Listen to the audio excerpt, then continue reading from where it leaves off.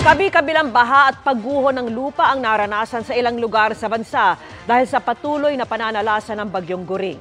May mga kinailangan pang ilikas sa ilang lugar sa Visayas na kahit malayo sa bagyo ay nakaranas ng pag-ulan. At nakatutok si Maki Pulido.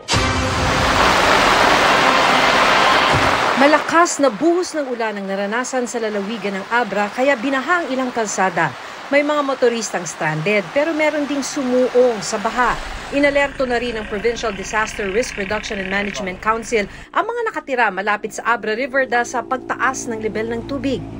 Sa Bagao, Cagayan, hindi na madaanan ng Taytay San Isidro Bridge na nalubog din sa bahada sa halos walang tigil na pag-ulan.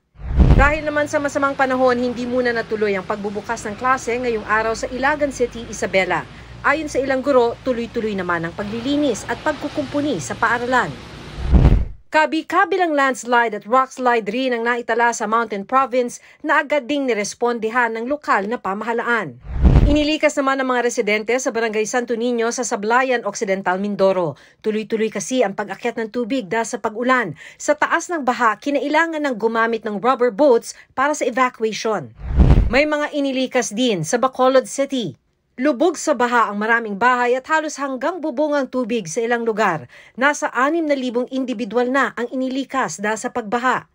Ang sasakyang ito tumagilid sa kalsada matapos umanong iwasan ng driver ang mataas na bahagi ng baha pero bumangga ito sa gutter. Malayo man sa bagyo, malakas na bugso ng hangin at ulan naman ang naranasan sa Midsayap, Cotabato. Ayon sa Pag-asa, ang mga pag-ulan na nagdulot ng pagbaha sa iba't ibang bahagi ng bansa ay dulot pa rin ng bagyong Goring at Habagat. Para sa GMA Integrated News, Maki Pulido, nakatutok, 24 oras. Mga kapuso, kasama niyo kami 24 oras. Mag-subscribe sa GMA Integrated News sa YouTube. Sa mga kapuso abroad, bisitahin ang GMA Pinoy TV at www.gmanews.tv.